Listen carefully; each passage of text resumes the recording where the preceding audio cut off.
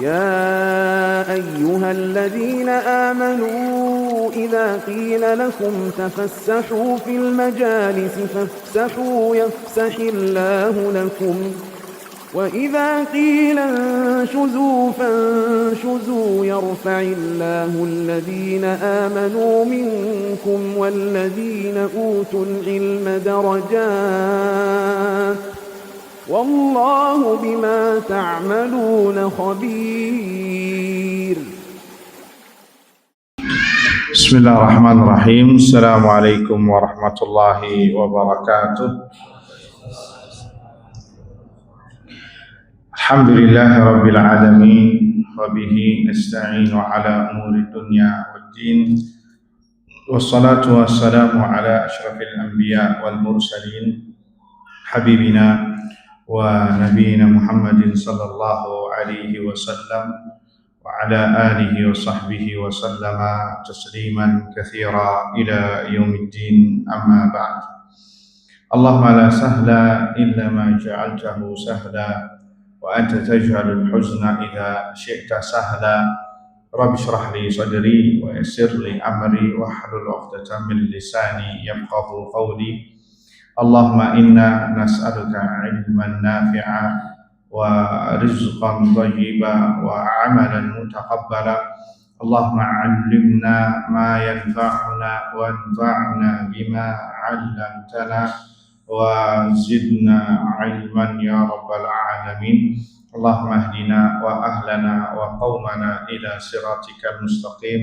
اللهم أصلح لنا شأننا كله ولا تكلنا إلى أنفسنا طرفة أعين ولا حول ولا قوة إلا بالله. أما بعد. إخواني وأخواتي في الدين أعزني الله وإياكم.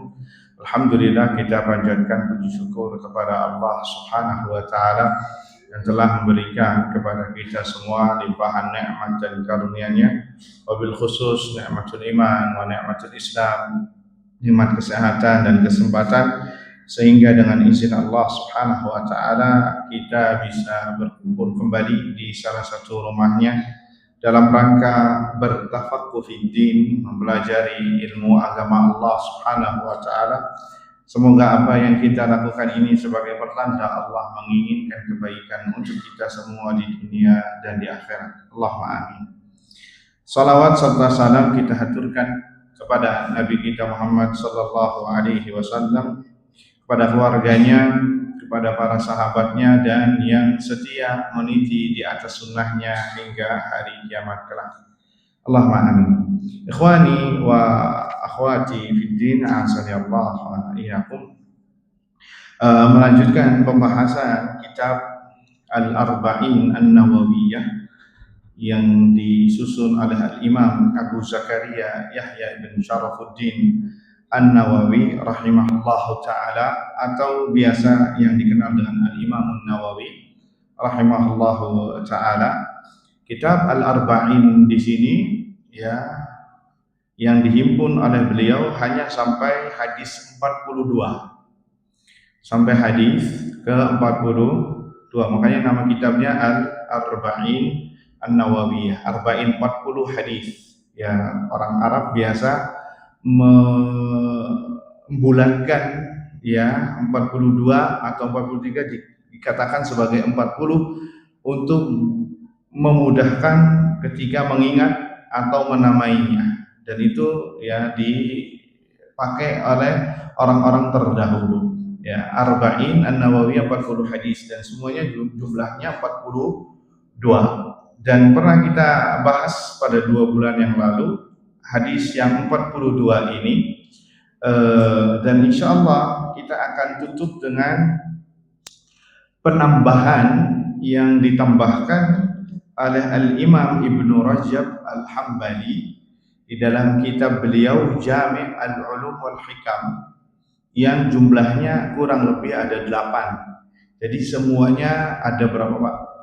Ada 50 ya, ditambahkan oleh Ibnu Rajab Al-Hambali ya 8 hadis, sehingga semuanya berjumlah 50. Kalau Syekh Utsaimin rahimahullah hanya membatasi sebagaimana yang membatasi Syekh Al-Imam Nawawi, sehingga syarah beliau, penjelasan beliau hanya sampai 42. Sebagian ulama tidak menambahkan lagi seperti syarah Syekh Sa'ad Syithri hafizahullah taala, beliau menjelaskan 8 hadis tambahan. Tentunya tambahan ini dengan tambahan atau dengan penjelasan yang singkat, tidak padat sebagaimana yang sebelum-sebelumnya kita bahas. Oleh karenanya maka mungkin kita akan membahas 3, 4 atau 5 hadis dalam satu pertemuan. Syukur-syukur bisa semuanya dijelaskan, karena penjelasan hadis tidak memakan waktu atau pembahasan yang sangat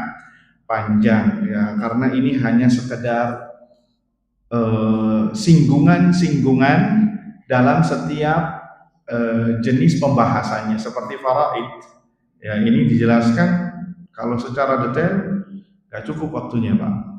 Kalau faraid dijelaskannya harus satu daurah ya, satu daurah dari pagi mungkin sampai sore itu bisa selesai, mungkin bisa nggak selesai karena pembahasannya macam-macam. Satu poin ingin saya sampaikan di hadis 42 yang bulan lampau sedikit luput karena mungkin waktunya habis. Hadis qudsi ini yang Allah berfirman bahwa ya bani Adam, wahai anak manusia, sekiranya engkau berdoa kepadaku dan berharap kepadaku, maka aku akan ampuni dosamu dan aku tidak memperdulikannya. Ini hadisnya lumayan panjang. Kemudian kalimat terakhir, ya bani Adam, innaka law ataitani bi qurabil ardi khataya thumma laqitani la tusyriku bi syai'an la ataituka bi qurabiha maghfirah. Wahai anak Adam, sekiranya engkau mendatangiku dengan segudang dosa yang memenuhi isi bumi, kemudian engkau menemui ini di mana Pak? Menemuiku, kata Allah. Di mana menemui Allah? Ketika sholat. Ya, ada lagi? Atau ijma ulama ini semua satu perbahasan. Menemui Allah adalah ketika orang sudah meninggal. Nanti di hari kiamat, yauma yaqumun nasu li rabbil alamin, pada hari di mana semua orang akan menghadap Allah Subhanahu wa taala. La thumma laqitani, kemudian engkau meninggal ya, dan bertemu denganku ya, karena kita nggak bisa bertemu dengan Allah langsung Pak. Kalau dalam sholat iya, tapi tidak bertatapan langsung dengan Allah. Bertatapan langsung dengan Allah kapan? Di hari kiamat dan di surga ketika memandang wajah Allah Subhanahu wa taala. Semoga kita semua bisa memandang wajah Allah, nikmat tertinggi yang dimiliki oleh seorang mukmin di surganya Allah. Amin. Tsumma laqitani, kemudian engkau bertemu denganku, la tusyriku bi syai'a, dalam keadaan tidak mempersekutukanku sedikit pun, la ataituka bi qurabiha maghfiratan, maka saya akan mendatangimu dengan sepenuh ampunan seluas bumi juga. Mana ini ayuhal ikhwah, sedikit kita singgung, adalah fadilah orang yang bertauhid kepada Allah Azza wa Jalla dan tidak berbuat syirik sedikit pun, baik itu syirik besar dan juga termasuk syirik kecil, maka ada janji ampunan Allah Subhanahu wa taala. Ini secara koridor umumnya. Ini umumnya. Kenapa kita singgung ini? Karena ada sebagian orang yang terkena syubhat syaitan yang mengatakan, alhamdulillah saya bertauhid, saya tidak berbuat syirik. Dan orang yang berbuat tauhid atau yang tidak berbuat syirik akan mendapatkan ampunan Allah. Iya, betul. Lantas dengan dalih itu dia mengatakan, gak apa-apa deh kalau berbuat dosa, yang penting tidak berbuat syirik, kan nantinya dapat ampunan dari Allah. Betul apa tidak Pak pernyataan ini? Tidak betul, karena hadis ini berbicara umum. Ada ayat Al-Quran yang mengkhususkan. Ada ayat Al-Quran yang mengkhususkan bahwa Allah tidak mengampuni dosa syirik dan mengampuni selain syirik liman yasha'u. Jika Allah berkehendak, innallaha la yaghfiru ayyushraka bihi wa yaghfiru ma duna dzalika liman yasha. Sesungguhnya Allah tidak mengampuni dosa syirik dan mengampuni selain syirik, yakni level yang dibawa kesyirikan, liman yasha, jika Allah berkehendak. Bahasa lainnya, jika Allah mau. Antum garis bawahi kalimat liman yasha, jika Allah berkehendak. Sekarang pertanyaannya Pak, apakah kita tahu kehendak Allah nanti untuk kita? Nanti di surga atau nanti di akhirat? Tahu apa tidak? Tidak tahu. Lantas kenapa kita dengan pedenya berbuat maksiat? Kita nggak tahu jaminan Allah Subhanahu wa ta'ala, apakah kita sudah mendapatkan jaminan ampunan atau tidak. Makna dari liman yasha, jika Allah berkehendak, jika Allah mau maka Allah ampuni dengan rahmat dan karunia-Nya. Tetapi jika Allah berkehendak untuk tidak mengampuni, maka Allah akan mengazabnya, dan itu dengan keadilan Allah. Keadilan Allah adalah seseorang berbuat dosa berhak untuk mendapatkan hukuman. Nah, sehingga tidak pede Pak, atau tidak terlalu GR sebagian orang, oh tenang saya mendapatkan ampunan Allah Subhanahu wa ta'ala. Siapa yang menjamin Anda akan hidup di atas tauhid? Ya. Dan Ahlus Sunnah wal Jamaah mengatakan orang yang bertauhid pun bisa dimasukkan ke neraka sesuai dengan dosa-dosanya, tetapi tidak kekal di neraka. Mau 5 menit di sana, gak ada yang mau Pak.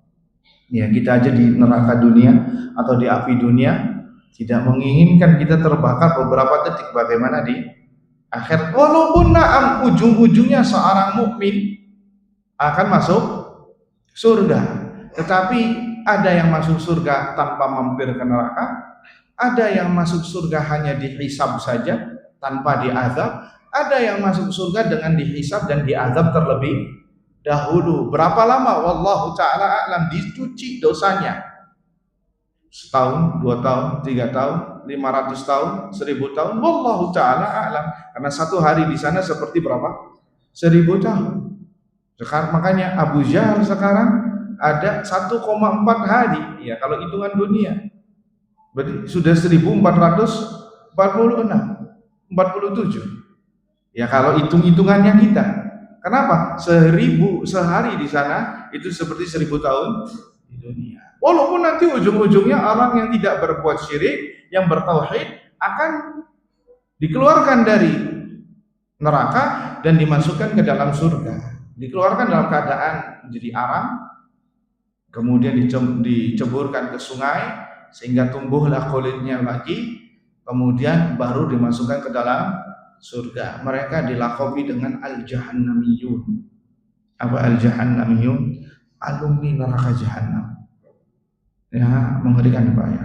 Bukan alumni sekolah atau universitas ini alumni neraka jahanam. Ini paling ngerinya alumni ya. Na'udzubillah min dzalik. Kita menginginkan masuk surga tanpa hisab dan tanpa azab. Jadi orang yang masuk surga ada 3 Pak. Ada yang masuk surga tanpa hisab dan tanpa diazab. Ini seperti siapa? Sahabat yang mulia yang bernama Uqasyah ibn Mihsan, yang masuk 70.000 dari umat Nabi SAW. Ya, sampai ada sahabat lain mengatakan, Uqasyah mengatakan, ya Rasulullah, ud'ullah an yuj'alani minhum. Ya Rasulullah, doakan saya supaya saya masuk surga 70.000 tadi. Maka kata Nabi, anta minhum. Maka ada orang lain yang nggak mau kalah. Ya Rasulullah, saya juga mau. Maka kata Nabi SAW, sabaqaka biha Uqasyah. Cukup, Uqasyah saja yang meminta. Yang lain berjuang dengan amal solehnya sendiri. Makanya Nabi di hadis ini masih kriterianya Pak. Nih kriterianya, silakan Anda amalkan. Seakan-akan Nabi mengatakan, engkau berjuang dengan kriteria ini, mudah-mudahan masih ada lowongan. Iya atau tidak? 70.000 dari umat Nabi SAW, masing-masing dari satu orang dari 70.000 tersebut membawa ribuan. Ini semoga kita ada lowongan. Apa kata Nabi SAW? Humul ladzina la yastarqun. Mereka nggak minta ruqyah. Tidak minta ruqyah. Gimana minta ruqyah itu? Minta ruqyah misal, antum siapa namanya Pak? Saya jadikan misal nggak apa-apa ya. Pak Ali ya, benar kan? Pak Ali ngomong sama saya diidentikan sebagai peruqyah misal. Beliau datang, Ustaz, tolong ruqyahin saya. Saya kayaknya kena gangguan jin nih. Karena sejak baca Al-Quran langsung tidur. Setiap di pengajian tidur juga. Ya, nggak tahu kalau orang mau nyebutin ayat Al-Quran nggak kuat. Saya pengennya ke toilet. Kenapa? Pengennya pipis dan lain sebagainya. Itu diantara gangguan-gangguan jin. Kemudian baik saya ruqyah. Maka yang seperti ini beliau sudah meminta ruqyah. Boleh apa tidak? Boleh. Tapi keluar dari syarat yang disebutkan Nabi SAW untuk masuk tanpa hisab dan tanpa azab. Boleh. Karena yang sunnah itu adalah meruqyah diri sendiri. Bisa dipahami? Jadi ini lebih disarankan tidak meminta ruqyah kalau ingin masuk surga tanpa hisab dan tanpa azab. Ya. Kemudian kalau misalkan Pak Adi datang ke saya, Ustaz, saya ngelihat Pak Ali itu kasihan. Ya, beliau kayaknya sabar karena gangguan jin. Sekiranya antum meruqyah dia, gimana? Oh baik. Kemudian saya datang ke Pak Ali. Pak Ali mengatakan saya mau meruqyah antum atas permintaan Pak Adi. Kemudian beliau menerima dan saya meruqyahnya. Nah sekarang pertanyaannya, apakah beliau meminta ruqyah ataukah tidak? Faham tidak? Ya, Pak Adi simpati sama Pak Adi, meminta kepada saya, Ustaz, tolong meruqyahin Pak Ali karena beliau memiliki ini dan itu. Oh baik, saya ruqyah beliau. Nah, beliau meminta ruqyah apa tidak? Tidak meminta ruqyah. Tidak meminta ruqyah. Meminta ruqyah adalah beliaunya sendiri yang memintanya. Ini humul ladzina la yastarqun. Mereka tidak meminta ruqyah. Wala yatatayyarun, tidak bertatoyur, merasa sial. Ini syirik. Nabrak kucing, nanti ada anggota keluarganya yang mati. Ada kupu-kupu, bakal ada tamu. Ada Jumat Kliwon, nggak mau keluar, takut kecelakaan. Bulan Safar, kalau safar melakukan perjalanan, hati-hati bisa musibah. Nggak mau melakukan pernikahan di bulan Safar, takut rumah tangganya kandas di tengah jalan. Maka yang seperti ini adalah tatoyur. Entah itu dengan angka 3, angka 4, angka 13, atau dengan warna ungu. Misalkan sebagian wanita agak alergi dengan warna ungu, takut jadi janda. Suaminya takut meninggal dunia karena warna ungu katanya identik dengan warna janda. Jadi nggak mau takut di hatinya terpikir nanti suami saya bakal meninggal. Akhirnya menyandang predikat janda. Ini warna, dan itu ada. Sebagian orang yang berkeyakinan demikian, keyakinan yang batil. Ya, gambar figura, kalau figuranya jatuh, ya bisa dengar nggak? Kemudian langsung orangnya beristighfar. Kenapa? Berarti itu pertanda orangnya lagi kena musibah, lagi kecelakaan. Kenapa? Fotonya jatuh atau gelasnya jatuh. Ada apa ini? Ini tatoyur. Ini tatoyur, tidak dibatalkan oleh Islam. Wala yaktawun, tidak berobat dengan pengobatan kai. Apa itu pengobatan kai? Besi yang dipanaskan. Ya, orang yang pengobatan ini rata-rata sembuh, Pak. Orang yang kena stroke langsung bisa berjalan. Ya, antum bisa lihat di media sosial, di YouTube, kai pengobatan besi yang dipanaskan. Ya, dipanaskan seperti lahar gitu, panas merah, lava, kemudian ditempelkan di anggota tubuh yang sakit beberapa detik saja, bahkan kurang dari beberapa detik. Kalau beberapa detik lebih ya bisa lewat orangnya, ya. Tempelin sini kepala, sini, kemudian orangnya kena stroke. Sekarang antum angkat tangannya, bisa. Kemudian berdiri, kemudian sekarang jalan cepat, bisa. Lari, bisa. Nah itu, dan itu tidak dianjurkan oleh Nabi Shallallahu Alaihi Wasallam. Kenapa? Wa ala rabbihim yatawakkalun, dan mereka hanya kepada Rabb mereka bertawakal kepada Allah Subhanahu wa Ta'ala. Karena ini semua 3 poin tadi mengurangi dia tawakal kepada Allah. Maka dengan sebab itu ya orang bisa masuk surga tanpa hisab dan tanpa azab. Khonifiddina azani Allah wa iyyakum. Itu ada poin yang penting. Artinya tidak mesti orang yang bertauhid mendapatkan ampunan, karena kembali lagi ampunan itu diberikan kepada kehendak Allah Subhanahu wa Ta'ala. Baik, kita sedikit memasuki hadis tambahan dari Ibnu Rajab Al-Hambali rahimahullahu ta'ala. Yang pertama hadis yang ke-43 dari Ibnu Abbas radhiyallahu ta'ala anhu maqal, dari Ibnu Abbas radhiyallahu ta'ala anhu maqal, qala Rasulullah sallallahu alaihi wasallam, Nabi sallallahu alaihi wasallam sabda, alhiqul fara'idha bi ahliha, fama baqiya fahuwa li'aula rajulin zakar. Berikanlah bagian-bagian warisan ya yang sudah ditentukan kepada pemiliknya, yaitu ahlul waris yang sudah ditentukan. Ya, berikanlah bagian-bagian warisan ya, porsi-porsinya jumlah tertentu kepada orang yang sudah ditentukan.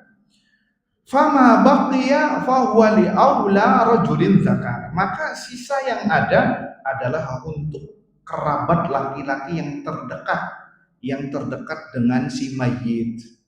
Ini kaidah dalam mempelajari faraid ilmu waris. Jadi Pak, kalau di ilmu waris itu antum harus berkenalan dulu. Ada yang namanya orang-orang yang sudah ditentukan porsinya oleh Allah di dalam Al-Quran dan ditentukan porsinya oleh Nabi SAW dalam sunnah. Ya, dalam sunnah istri sekian, ya suami sekian, ibu sekian, ibu kalau punya anak jumlahnya sekian, ibu kalau tidak punya anak sekian, istri kalau dia punya saudara sekian, ya istri kalau tidak memiliki anak berapa, kalau nggak punya anak berapa, kemudian ada anak laki-laki dengan anak perempuan, lidzakari mithlu hadzil unthayain, bagian laki-laki 2 kali lipat dari bagian dari anak perempuan. Dan ini bukan zalim, ini keadilan. Kenapa? Karena kalaupun anak laki-laki akan dibagi untuk istri dan anak-anaknya, karena dia punya tanggung jawab untuk menafkahi. Iya atau tidak? Berbeda dengan perempuan, Pak. Dia sudah jadi istri, kalau dapat warisan, sang suami nggak boleh minta. Kalau ini bagiannya saya juga mau dong, nggak bisa. Karena hartanya istri milik punya istrinya, nggak boleh. Makanya lidzakari mithlu hadzil unthayain, porsi bagi anak laki-laki 2 kali lipat dari porsinya wanita ya dalam jumlah warisan. Dan ini disebutkan secara detail di dalam surat An-Nisa ya ayat 11 ayat 12. Lihat kenapa Allah Azza wa Jalla mendetailkan masalah ini. Allah mendetailkan dalam hukum di dalam Al-Quran cuma 2, Pak. Dan semuanya masalah harta, semuanya masalah fulus. Ayat hutang, ayat yang terpanjang dalam Al-Quran, 1 lembar, 1 ayat. Dan ayat tentang warisan dibagi. Biasanya kebiasaan Al-Quran itu global, nanti diperinci di sunnah Nabi SAW. Iya enggak? Aqimis sholat, tegakkanlah sholat. Sama Al-Quran global. Tapi zuhur berapa rakaat, isya berapa rakaat, maghrib berapa, diperinci di sunnah. Tapi kok kenapa masalah warisan sama masalah hutang Allah memperinci? Jawabannya adalah karena semua orang suka fulus. Baik yang soleh, yang toleh, yang zalim, yang kafir, yang nggak sholat, muslim KTP, Islam KTP, yang taat, semuanya suka harta. Makanya sama Al-Quran diperinci. Dan ini tidak bisa kita perinci sekarang, waktunya panjang. Ini ilmu warisan itu harus saya sarankan, mungkin di sini pernah atau tidak, wallahu a'lam, bikin daurah namanya daurah ilmu waris. Ini sangat bermanfaat. Kenapa? Karena banyak di lapangan kita dapati ada saudara yang tadinya rukun jadi berantem, yang tadinya bersatu silaturahim putus hubungan silaturahim gara-gara warisan, gara-gara tidak adil pembagian warisannya. Dan ini penting nih Pak, ada ilmu waris untuk tahu berapa takarannya. Terus kalau apalagi kalau warisannya belum dibagi-bagi sampai ahli warisnya banyak yang meninggal satu persatu, yang ribut siapa? Anak cucunya. Iya apa tidak? Ini penting. Dan ilmu waris yang pertama kali dicabut dari umat Nabi SAW adalah ini.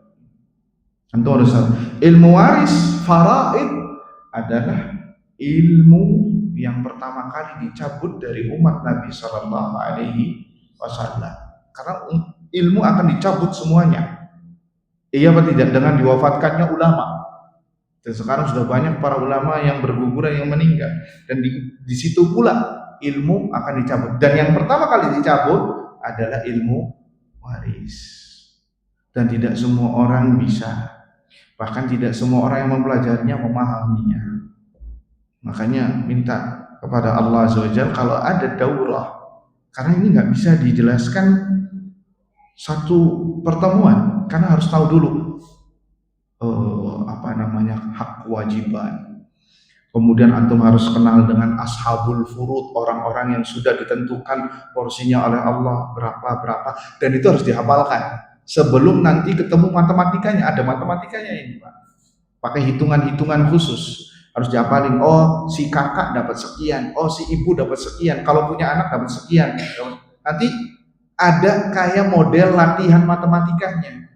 Jika ada seorang mati meninggalkan anak 2 laki-laki, 1 perempuan, kemudian ibu, kemudian nenek dari pihak bapak, kemudian ada ponakan dan ada paman, berapa jumlahnya? Uangnya 1 miliar. Nah, ini penting ya. Sebagian ada yang memisahkan diri dengan santun, ya nggak kuat. Sebagian sudah pakai koyo, ya subhanallah. Ini matematika. Jadi di pelajaran Islam ada matematika nih, ya apalagi kalau dulu belajar waktu santri tulisannya pakai Arab lagi, nambah semakin pusing. Ya, jadi kalau ada, ya kami sarankan entah itu di masjid sini atau di lainnya, kalau ada ikut daurah waris, ikut. Ini ilmu yang bermanfaat dan ini ilmu yang akan pertama kali dicabut di dalam Islam, ilmu waris. Buktinya apa? Sedikit sekali yang tahu. Bahkan sebagian ustadz pun rada sulit memahaminya. Ada sebagian orang saja yang pakar ilmu waris. Ya, ini penting sekali. Ya, bagaimana menghadapi terus ributnya orang, harus dihadapkan dengan kedua belah pihak, siapa saja yang menerimanya, jangan sampai ditutup-tutupi, ya berapa jumlahnya, mana peninggalan si mayit, apa saja sawah, rumah, kios, semuanya harus dihitung. Tidak boleh ada yang tidak transparan agar keadilan berjalan sesuai dengan syariat Islam. Jadi ini sarannya, ya bahwa ini salah satu kaidahnya yang bisa dipahami. Ini semua ada di dalam surah An-Nisa. Surah An-Nisa ayat 11, 12 dan surah An-Nisa 176. itu tentang ilmu waris. Tapi ikhwan fillah, a'azzani Allah wa iyyakum, hadis yang ke-24 44 tentang masalah ar-radha'ah, persusuan, dari Aisyah radhiyallahu taala anha, anin Nabi sallallahu alaihi wasallam ya, Nabi SAW mengatakan ar-radha'atu tuharrimu ma tuharrimul wiladah. Persusuan itu mengharamkan seperti pengharamannya karena nasab atau karena darah. Artinya bahwa kita mungkin sudah tahu bahwa yang menjadikan orang mahram itu, ingat, bukan muhrim ya. Yang benar adalah apa? Mahram. Kalau muhrim itu apa? Orang yang berihram untuk umrah atau haji, itu ihram, muhrim bahasa Arabnya. Nah, kalau sekarang afwan, saya bukan muhrimnya, itu salah. Yang benar saya bukan mahramnya. Ya, dari sekarang harus dirubah makna yang benar. Mahram bukan muhrim. Kita selama ini tahu bahwasanya mahram karena disebabkan oleh darah, hubungan darah. Ya, seperti ibu, antum bisa simak di surat An-Nisa ayat 23. Ya, di situ Allah menyebutkan wanita-wanita yang diharamkan untuk nikah, ibu, saudari, perempuan kandung, ya, kemudian bibi dari pihak ayah, bibi dari pihak ibu, ya, kalau dalam bahasa Arab bibi dari pihak ayah namanya ammah, kalau bibi dari pihak ibu namanya khalah, kalau dalam Indonesia kan maknanya sama, bibi, ya. Kemudian anak bawaan juga sama. Nah, di antara yang menjadikan mahram adalah karena persusuan. Saudara sepersusuan. Lihat, ar-radha'atu tuharrimu ma tuharrimul wiladah. Persusuan itu bisa menjadikan mahram sehingga haram untuk dinikahi, sebagaimana mahram yang disebabkan karena nasab, kelahiran, karena darah. Sehingga ayuhal ikhwah, ya, dari hadis ini ada sebagian wanita yang tidak boleh bagi pria untuk menikahinya dengan sebab karena nasab dan dengan sebab karena persusuan. Karena sebab persusuan sebagaimana yang dijelaskan di dalam surat An-Nisa ayat 23, ya, ayat 23. Baik, ikhwani fiddin, azani Allah wa iyyakum. Jadi persusuan itu akan memberikan kepada kita seorang tidak boleh dinikahi. Kenapa? Saudara bersusu, ya, atau pernah disusui oleh wanita yang sama. Hati-hati, ini penting. Makanya dulu dalam bangsa Arab, ya, ini masif, sehingga harus diketahui siapa wanita-wanita yang pernah menyusui orang tersebut, karena khawatir nanti pada saat sudah dewasa dia khawatir bisa menikahi wanita yang ternyata itu anak dari wanita yang pernah menyusuinya. Itu tidak diperbolehkan. Ya, kenapa? Karena disebutkan dalam hadis Nabi SAW, hadis ini, karena persusuan bisa menjadikan mahram.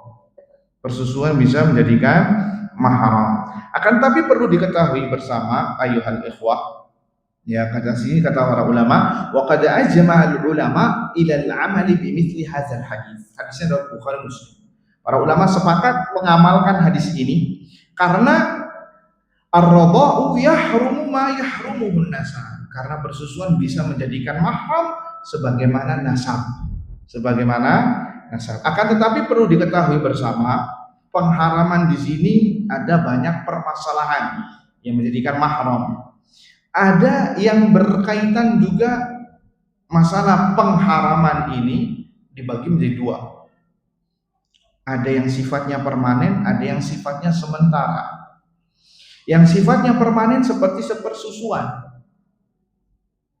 ya, seperti nasab tadi, sehingga boleh bagi wanita kalau sudah menjadi mahram karena sepersusuan atau karena darah, boleh untuk menanggalkan hijabnya, ya, karena mahram. Ya, karena mahram tentunya menanggalkan hijab di sini aurat yang boleh dilihat. Ada beberapa ibu-ibu bertanya, apa saja aurat yang boleh dilihat oleh mahram? Nah, ini penting. Sehingga awas ibu-ibu nggak boleh pakai pakaian yang tidak syar'i ketika dilihat oleh mahramnya, termasuk oleh anaknya sendiri. Apa saja yang yang boleh dilihat? Leher, ya, sampai atasnya dada segini. Artinya lingkaran leher, ya, dari rambut sampai lingkaran leher. Kemudian betis sampai kaki. Itu yang boleh dilihat oleh mahram. Selain dari itu tidak diperbolehkan kecuali pasangannya, ya, suami istrinya, bisa dipahami. Ya, sehingga maaf ya kalau ada ibu-ibu dengan hujah, ini kan saya di rumah tapi pakai celana pendek, itu nggak boleh. Karena ada anak-anaknya yang mana mahramnya itu nggak boleh melihat aurat lebih dari bab itu. Itu pengharaman yang sifatnya permanen. Ada pengharaman yang sifatnya non permanen, sementara. Seperti apa? Ipar bukan mahram, tetapi tidak dibolehkan untuk dinikahi selagi Anda menikahi saudarinya. Bisa dipahami? Ketika Anda menikahi saudarinya, maka kakaknya atau adiknya yang perempuan itu haram untuk tetapi bukan mahram. Ingat, dia diharamkan untuk dinikahi karena mahram adalah wanita-wanita yang diharamkan untuk dinikahi. Iya apa tidak? Tapi ini dia diharamkan untuk dinikahi tetapi dia bukan mahram. Hati-hati. Alhamu maut, kata Nabi SAW. Ipar adalah mau sampai dijadikan film tuh. Iya enggak? Karena apa? Survei membuktikan banyak orang kebablasan. Dianggapnya ipar itu adalah mahram, boncengan satu motor. Ini salah. Ngobrol berduaan, ini salah. Ngobrol nggak boleh kecuali sebatas hajat. Nggak boleh kholwat karena dia bukan mahrammu. Tetapi kenapa dikatakan sementara? Kalau istrinya meninggal, yang mana itu adalah saudarinya, maka boleh bagi seorang laki-laki tadi menikahi iparnya tadi. Kenapa? Yang menjadikan dia itu haram karena ada istrinya. Sekarang istrinya meninggal. Kalau istilah orang sekarang turun ranjang, ya, boleh untuk menikahi iparnya tadi. Makanya nggak boleh kita terlalu dekat dengan ipar perempuan. Dengan ipar perempuan tidak diperbolehkan. Alhamu al-maut, kata Nabi. Ipar adalah kematian. Taib ikhwan fillah azanillahu iyyakum. Apa yang maksud dari persusuan itu bisa mengharamkan seseorang menjadi mahram? Kapan? Apabila ya persusuannya dilakukan secara syar'i. Kapan? Di awal tahun pertama, 2 tahun pertama. Ya, 2 tahun pertama selama 2 tahun. Ini yang muktabar. Disusui bayi tersebut 2 tahun pertama. Ini yang muktabarnya yang diakui oleh syar'i. Lebih dari 2 tahun atau disusui setelah masuk umur 2 tahun tidak sah. Tidak sah. Ya, kalau lebih dari si bayi tadi sudah lebih dari 2 tahun, kemudian disusui, maka persusuannya tidak sah. yakni tidak menjadikan mahram. Sebagian mazhab Ahmad dan Syafi'i ya seperti boleh menyusuinya 5 kali dalam 2 tahun pertama. Kalau sudah 5 kali persusuan, maka itu sudah menjadi mahram. Ya, sebagian lain ya yuharrimu qalilan radha wa katsiruhu, mau sedikit mau banyak tidak masalah asal di 2 tahun pertama. Kalau sudah lebih dari 2 tahun pertama kemudian baru disusui maka tidak diperbolehkan. Kemudian ada pembahasan berikutnya ayuhal ikhwah, dan pengharaman ini berlaku bagi bagi suaminya si istri. Artinya gini, perempuan tadi menyusui anak A, iya apa tidak? Ya, si istri ini yang menyusui punya suami. maka si suaminya ini adalah mahram bagi si anak yang tadi disusui. Bisa dipahami? Kalau yang disusui adalah seorang perempuan, anak perempuan, bayi perempuan, maka si suami dari istri yang menyusui itu menjadi mahram bagi orang yang disusui. Paham apa tidak? Begitu juga sebaliknya, jika yang disusuinya adalah anak laki-laki, otomatis menjadi mahram, dan ini adalah abah, bapak sepersusuan. Bisa dipahami? Bapak dari sebut, sehingga haram untuk dinikahi nantinya karena menjadi bapak. Bisa dipahami ayuhal ikhwah? Ikhwani biddin azani Allah wa iyyakum. Masuk isya apa belum? Belum berapa menit lagi? 9 menit lagi. Baik. Hadis yang ke khamis wa arbaun 45. Hadisnya panjang. Ya, dari Jabir bin Abdullah radhiyallahu taala anhuma, annahu sami'a Rasulullah sallallahu alaihi wasallam yaqulu amal fathi. Dari Jabir bin Abdullah radhiyallahu anhuma, semoga Allah meridhoinya, bahwasanya beliau mendengar Rasulullah sallallahu alaihi wasallam bersabda di tahun penaklukan kota Mekah. Wa huwa bi Makkah, dan beliau berada di Mekah. Apa kata Nabi sallallahu alaihi wasallam? Innallaha wa rasulahu harrama bai'al khamri wal maitati wal khinziri wal asnam. Sesungguhnya Allah dan Rasulnya mengharamkan penjualan khamr, kemudian bangkai, kemudian babi, dan asnam, patung atau berhala. Maka dikatakan kepada Nabi SAW, ya Rasulullah, wahai Rasulullah, ara'aita syuhumal maitati, bagaimana menurutmu jika itu adalah lemak bangkai? Al-maitah. Kenapa? Fa innahu yutla biha sufun, karena lemak bangkai bisa digunakan untuk mencet atau melapisi kapal laut. Wa yudhanu bihal julud, meminyaki kulit. Wa yastasbihu bihan annas, dan dipakai untuk penerangan lampu. Boleh enggak? Untuk bagaimana menurutmu tentang apa? Lemak dari bangkai. Maka kata Nabi sallallahu alaihi wasallam, la, tidak, tetap itu adalah haram. Ya, itu diharamkan. Kemudian Nabi sallallahu alaihi wasallam ya mengatakan setelah statement tadi, qatalallahu al-yahud, semoga Allah memerangi Yahud. Ya, innallaha azza wa jalla harrama alaihim syuhumaha. Sesungguhnya Allah telah mengharamkan untuk mereka lemak bangkai. Akan tapi apa yang dilakukan Yahudi? Ajmaluhu, mereka mencairkannya lemak tadi, memprosesnya. Tsumma ba'uhu, kemudian mereka menjualnya.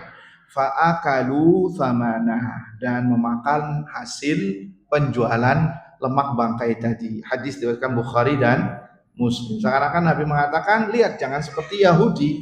Yahudi diharamkan bangkai, lemak bangkai, tapi apa yang dilakukan sama Yahudi? Bikin hilah, bikin makar. Makarnya apa? Dicairkan dulu, yang namanya lemak kan yang padat. Ya, dicairkan dulu, diproses dulu, kemudian dijual, baru hasilnya dimakan. Ini tidak diperbolehkan. Sama seperti Yahudi dilarang untuk beraktivitas atau mencari ikan, memancingkan di hari Sabtu. Apa yang mereka lakukan? Ya sudah, iya hari Sabtu nggak makan, nggak cari ikan. Tapi hari Jumat pasang perangkap, jala. Hari Ahadnya mereka memanen hasilnya. Nah, ini Yahud. Ini adalah Yahudi, orang-orang pembangkang, ya, bikin hilah, bikin makar dalam melaksanakan hal-hal yang dilarang oleh Allah Subhanahu wa taala, ya. Makanya jangan heran Pak, sampai sekarang mereka disuruh gencatan senjata, iya, diiyain aja. Nanti ujung-ujungnya pasti aja mereka cari alasan. Ya, ini Hamasnya kan ada sembunyi di sini. Oh, ini ada yang dikambing hitam kan nantinya. Tujuannya untuk membombardir kaum muslimin, sehingga dengan cepatnya gencatan senjata sudah nggak berlaku lagi. Itu sudah dari dulu. Mereka adalah pembangkang, orang-orang dablek, orang-orang yang sudah nggak mempunyai hati nurani. Sudah ya, kalau para nabi saja mereka sampai mau membunuh, ada banyak para nabi yang dibunuh sama Yahudi. Ya, Nabi Yahya dibunuh, Zakaria dibunuh. Ya, ya kalau nabi saja mereka mau membunuhnya, gimana lagi dengan yang statusnya di bawah nabi? Ya lebih gampang. Mereka mengatakan darah kaum muslimin itu bak seperti kecoa, wajib untuk di bumi hanguskan. Nah itu. Makanya benar kata Allah, latajidanna asyaddan nasi adawatan lilladzina amanu alladzina qalu, sesungguhnya orang yang paling keras permusuhannya kepada orang-orang beriman adalah siapa? Al-Yahud. Mereka Yahudi dan orang-orang musyrik yang di Myanmar, yang di mana tuh, di Rohingya, musyrik, membakar orang-orang muslim sesuai dengan apa yang dikatakan oleh Al-Quran. Jadi ayuhal ikhwah, di dalam hadis ini kembali tidak diperbolehkan menjual khamr, ya, atau berniaga sesuatu yang diharamkan. Kan sebagian orang, saya nggak minum khamr tapi saya sih jualan saja.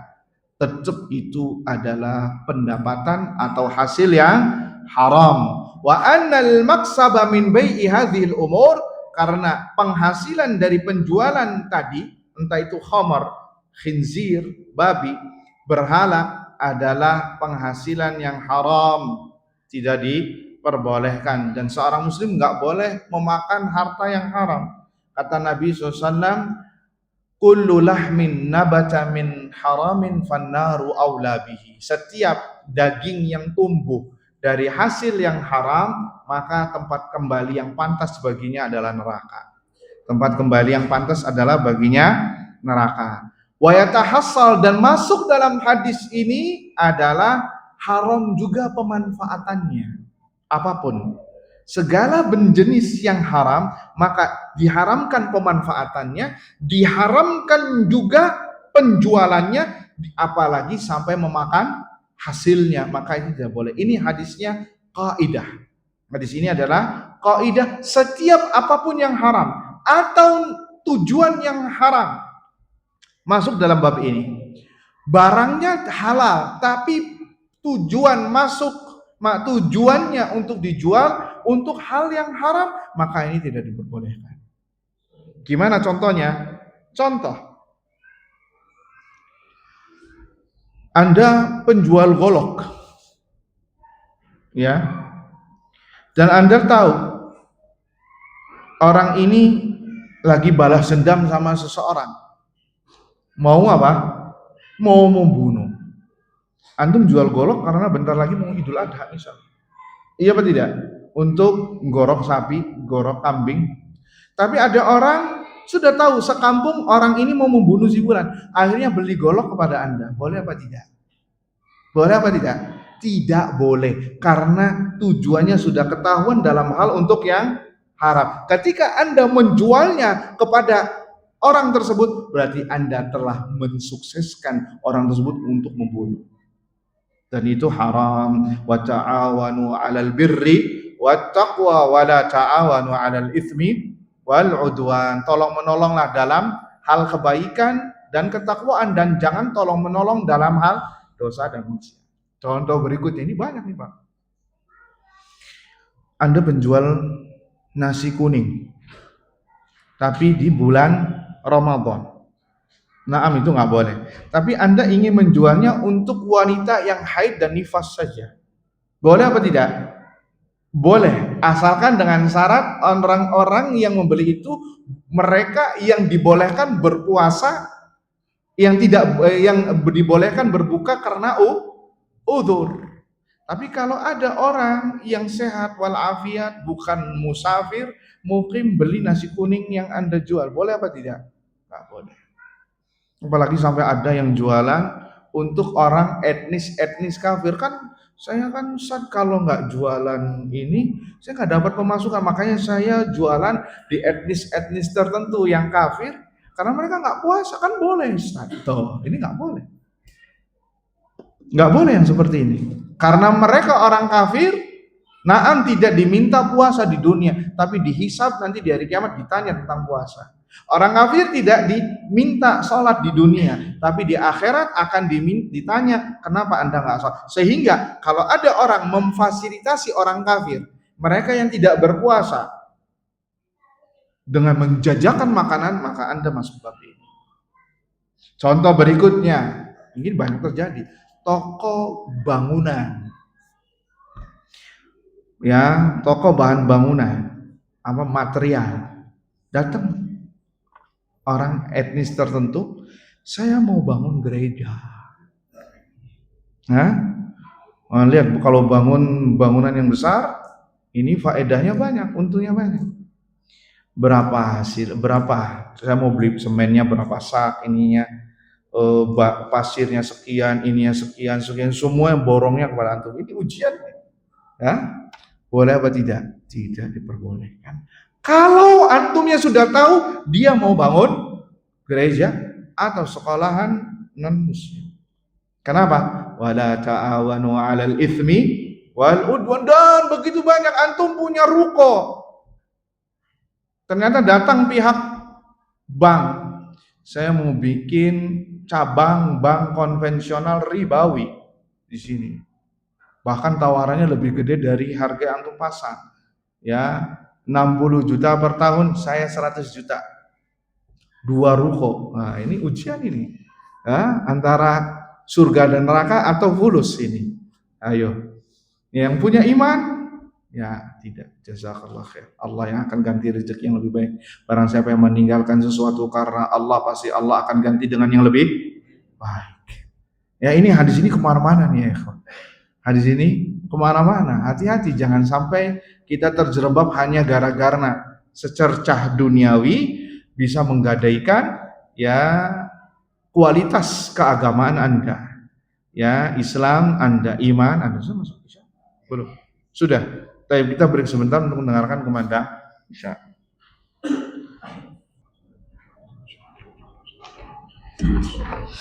Baik, ikhwan fillah, Allah ya. Hadis yang 46 tentang masalah definisi khamar. Ya, definisi khamar an Abi Burda an Abihi an Abi Musa Asy'ari, bahwasannya Nabi sallallahu alaihi wasallam ba'athahu ila Yaman. Nabi pernah mengutus Abu Musa Asy'ari ke Yaman. Fasa'alahu, Nabi bertanya tentang minuman-minuman yang dibuat di sana di Yaman.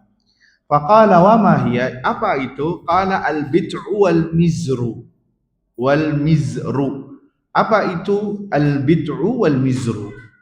Maka aku tanyakan kepada Abu Burdah, apa itu bid'u? Yakni nabidhul asal, minuman fermentasi dari madu.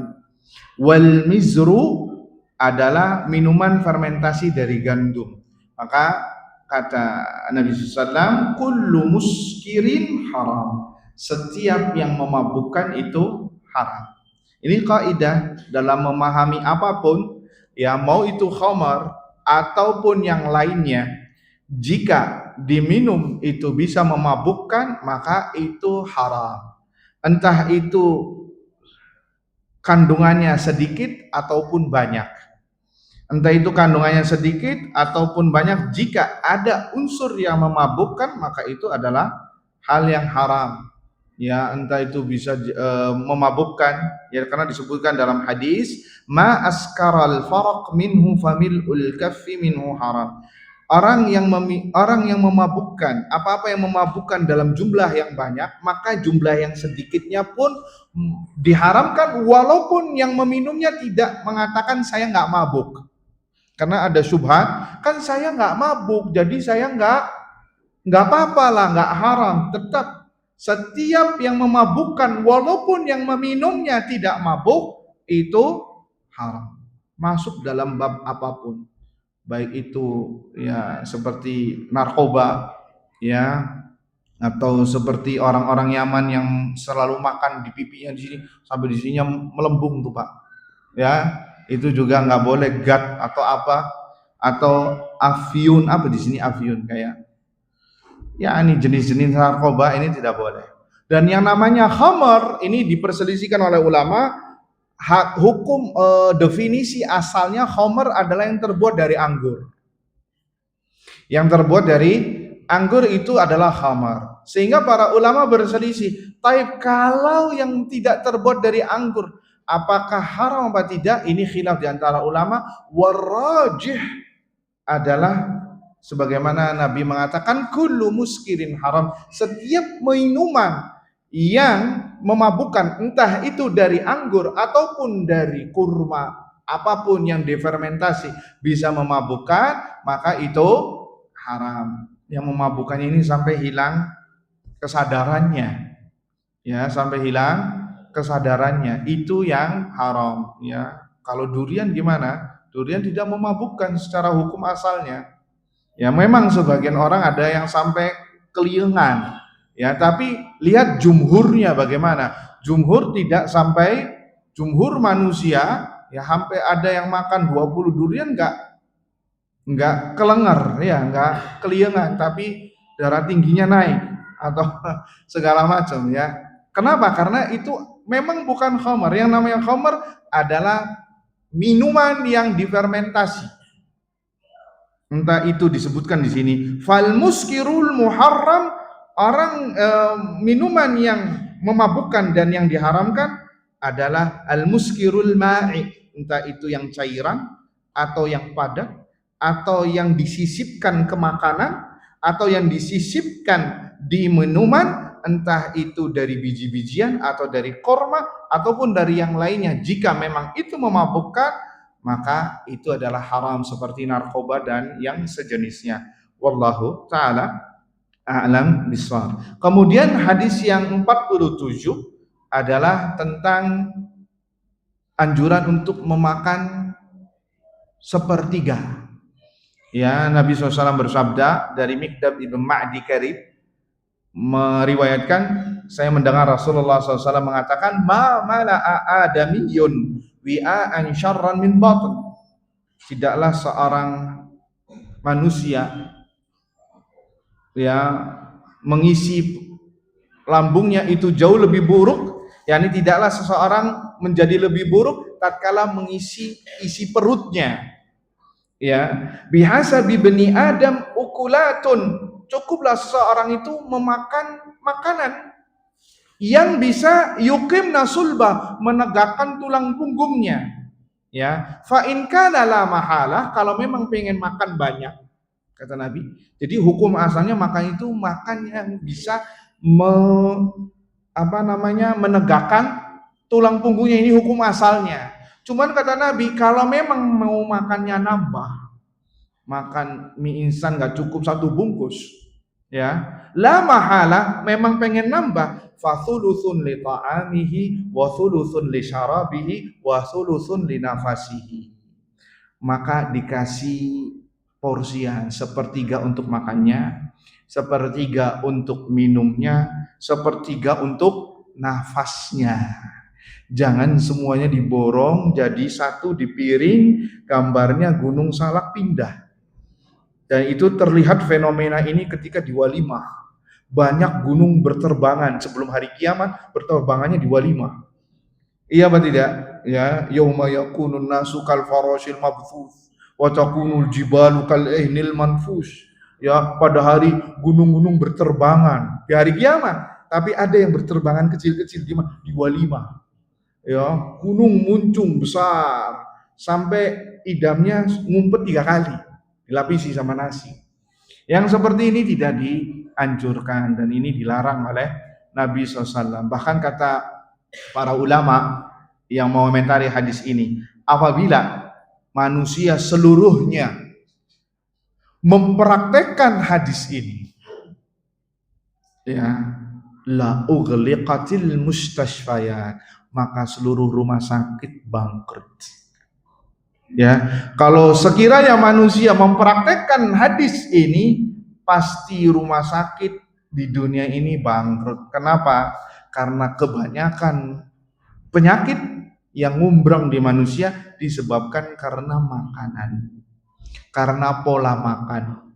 Ya, semuanya, diabetes, asam urat, kemudian kolesterol naik, kemudian apa lagi, gagal ginjal, wah semuanya faktor makan. Apalagi sekarang, zaman sekarang ada istilah kuliner, ada kuliner pagi, kuliner siang, kuliner malam. Nanti kalau Ramadan ada kuliner sahur.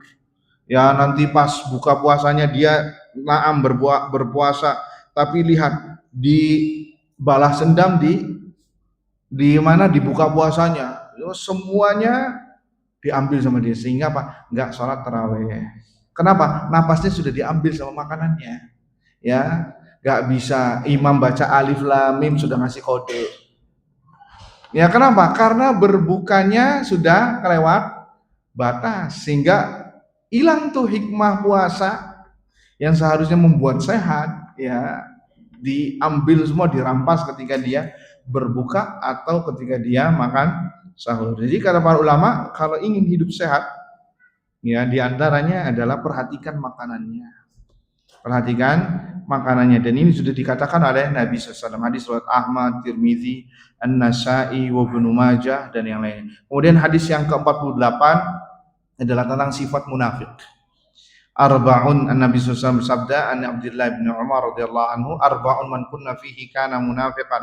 Ada 4 kriteria apabila seorang memiliki sifat ini, maka dia dicap sebagai munafik. Yang munafik yang munafik kecil yang tidak mengeluarkan dari Islam. Karena munafik ada 2, ada munafik yang bisa mengeluarkan dari Islam, munafik keyakinan seperti membenci Nabi, membenci ajaran Nabi, itu munafik. Ya, membenci ajaran Allah dan Rasulnya itu munafik. Ya, tidak mau mengamalkan syariat Islam karena kebencian, itu munafik. Tapi ada seorang mukmin yang memiliki sifat munafik tetapi tidak keluar dari Islam, yaitu munafik kecil. Ini yang disebutkan Nabi SAW. Arba'un man kunna fihi kana munafiqa. Ada 4 kriteria seseorang apabila memiliki kriteria ini, maka dia dicap sebagai seorang munafik. Wa man kanat fihi khaslatun minhunna kana fihi khaslatun minan nifaq. Apabila ada 4 kriteria, 1 dari 4 ini, maka dia sudah mengambil bagian dari bagian-bagian kemunafikan sampai dia meninggalkannya. Apa yang pertama? Idza haddatsa kadzaba. Kalau dia berkata bohong. Bahkan sebagian orang kalau dia ngomong, teman yang lainnya ikut senyum. Sudah kelihatan dia berbohong. Udah berbohongnya tingkat kabupaten. Ya udah kelihatan. Oh, saya kalau ngomong dia meninggi terus hobinya. Ya saya kalau dipatok ular, saya patok lagi ularnya. Nah ini kan kelihatan bohongnya. Cuman yang lebih bodohnya lagi, orang pada percaya. Di mana salatnya? Saya salat Jumatnya di Mekah.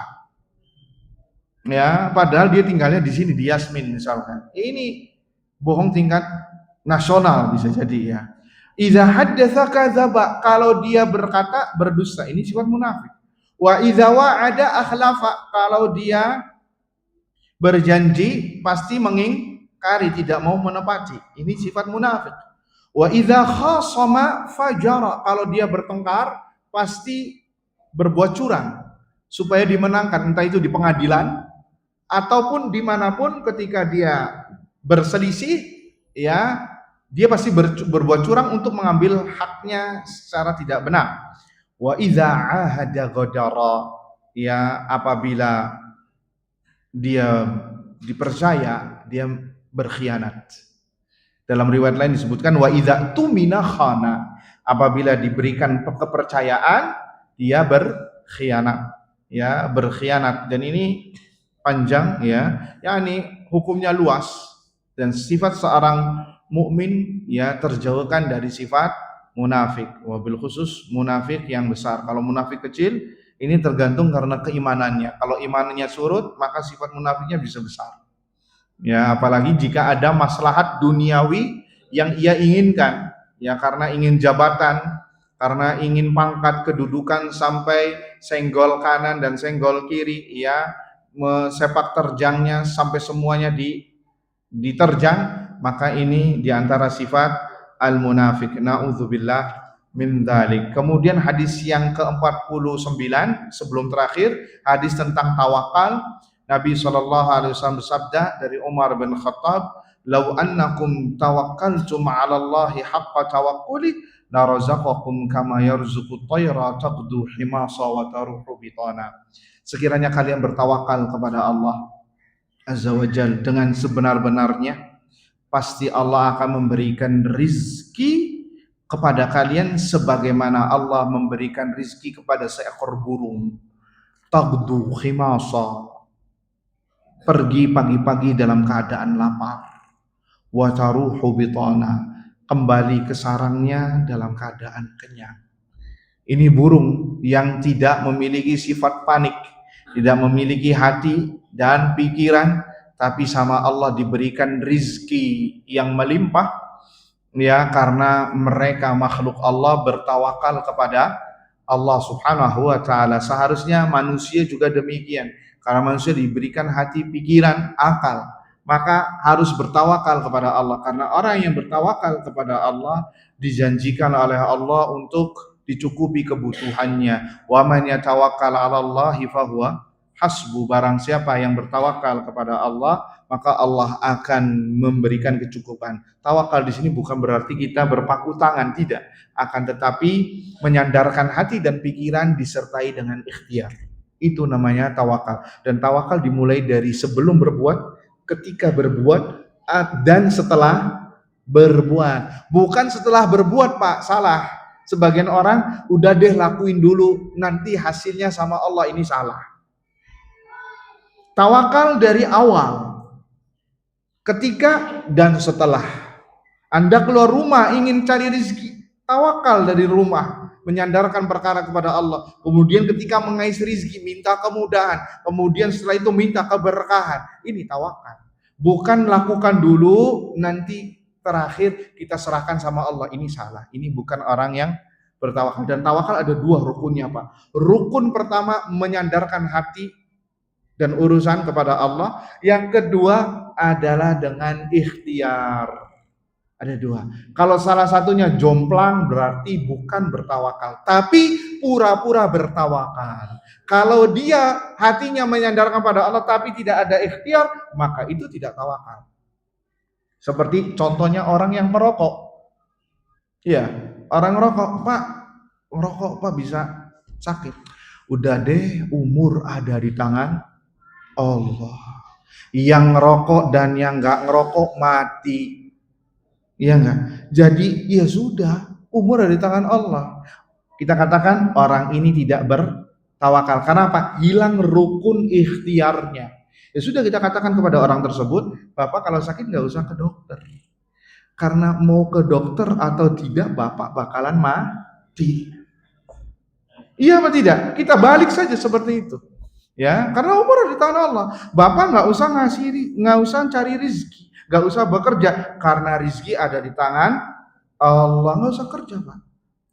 Nah, pincang kan seperti ini. Kenapa? Ikhtiar bagian dari tawakal. Atau sebaliknya, ikhtiar saja tetapi tidak menyandarkan hati dan pikiran, itu bukan tawakal. Seperti orang yang menuhankan sebab. Ini kan gempa bumi karena lempengan ini ketemu lempengan ini. Banjir bandang, iya karena hutan yang digundulkan. Iya, itu diantara sebabnya. Sebab yang zahir. Tapi ada sebab yang non-zahir. Apa? Allah Azza wa Jalla menghendaki itu terjadi. Kenapa hujan dari hari Senin sampai Kamis gak berhenti? Sampai dikatakan kata BMKG siklon. Siapa yang menghendaki itu kalau bukan Allah? Gempa bumi, lempeng ini ketemu sama lempeng ini? Iya. Muslim lebih dari itu. Kenapa ini bergerak? Siapa yang menggerakkannya? Allah Azza wa Jalla. Tawakal ada. Ketika Anda ingin mencari rezeki, naam sudah diatur sama Allah. Tapi minta kepada Allah kemudahan. Ya, itu terlihat tawakal ini ketika Covid kemarin, Pak. Kelihatan mana orang-orang yang pura-pura bertawakal, mana yang bertawakal benar, dan mana yang ekstremis. Sampai ada maskernya double 3. Nggak tahu tuh ketemu sama istrinya, ya pakai masker apa tidak. Ya, Allah, sampai uang dicuci, wah kayak orang gila. Ya, ini contoh tawakal harus ada apa? Penyandaran hati. Ya, sehingga tidak menuhankan sebab. Anda tajir, kenapa? Karena saya pintar ngomong. Kayak saya pintar dagang. Karena saya jualan di tempat strategis. Nah, ini korun. Zamannya korun ini. Atau mazhabnya korun. Ya, karena tidak menyandarkan hati kepada Allah. Innama utituhu ala ilmin indi. Sesungguhnya ini dari hasil usaha saya. Nah, ini korun. Nah, nuhankan sebab. Dan yang kedua ikhtiar, tidak hanya yang kedua menyandarkan hati kepada Allah, harus ada 2 poin. Tapi yang terakhir dan ini kita tutup dan ini selesai dengan pembahasan Al-Ba'in An-Nawawiyah. Ya, ada dari Abdullah ibn Bishr qal atan Nabi sallallahu alaihi wasallam rajulun, ada seorang mendatangi Nabi SAW meminta nasihat, ya Rasulullah, inna syara'iyal Islam qad kathurat, sesungguhnya syariat Islam begitu banyak yang datang kepada kami. Fababun natamassaku bihi jami, tolong sebutkan satu bab, satu pembahasan, satu ibadah yang dengannya kami bisa berpegang teguh dengan itu. Maka kata Nabi sallallahu alaihi wasallam, la yazalu lisanuka ratban min dzikrillahi azza wa jalla, senantiasa lisanmu basah karena sering menyebut nama Allah azza wa jalla, zikir. Nah, ini zikir Pak, subhanallah, tidak membutuhkan wudhu, tidak harus ke masjid, kapanpun dan dimanapun selagi di tempat atau di waktu yang tidak dilarang untuk berzikir, adalah zikir kepada Allah azza wa jalla. Ibadah yang paling gampang, namun kenyataannya ibadah yang paling sulit dikerjakan. Iya apa tidak? Ya, kita menyebut Nabi SAW istighfar 100 kali dalam sehari. Kita istighfar berapa? Istighfar kebanyakan orang habis assalamualaikum warahmatullah, istighfar 3 kali sambil lihat HP. Astagfirullah. Lihat notif, lihat apa nih, lihat IG, lihat WA, lihat semuanya. Istighfarnya sambil lihat HP. Tuh lihat, ngaji Al-Quran 5 menit mata sudah 5 watt. Ya, bahkan di pengajian pun mengheningkan cipta. Ya, saking syahdunya, kan dia berdalil. Kan bukannya hadir di majelis ilmu, yanzil alaihimus sakinah war rahmah, akan turun ketenangan dan kedamaian sampai tidur. Nah, ini bablas. Ini bablas ya. Ini subhanallah musibah, bukan rahmat itu, Pak. Ya, musibah ketika tidur di pengajian, ya, karena di rumahnya nggak bisa, istrinya ketemu ngomel-ngomel terus. Sebagian suami ada yang pakai koyo cabai sini, ketemu udah deh tidurnya di masjid, atau kalau ada pengajian enak di situ. Nah, ini salah, ya. Sesungguhnya ketenangan batin itu mana? Di berzikir kepada Allah Subhanahu wa taala. Ala bi dzikrillahi tatmainnul qulub, bukan ketahuilah dengan berzikir kepada Allah hati akan tenang. Zikir itu banyak, ada zikir dengan menyebut nama Allah sesuai dengan yang disebutkan oleh Nabi SAW, zikir dengan membaca Al-Quran, atau zikir majalisul zikri, ini namanya majalisul zikri, majelis yang disebutkan pengagungan kepada Allah, Al-Quran dan Sunnah, itu majalis az-zikri, majalis zikir, yakni menyebut nama Allah Subhanahu wa taala yang disebutkan ilmu Allah Subhanahu wa taala, maka itu akan bahagia. Bukan seperti sebagian orang, Pak, mencari kebahagiaan dengan apa? Meditasi ala Buddha misalkan. Ya, ini kesesatan, ya. Kebahagiaan, kesenangan, ketenteraman itu ada tatkala Anda mengabdikan diri kepada Allah Subhanahu wa taala.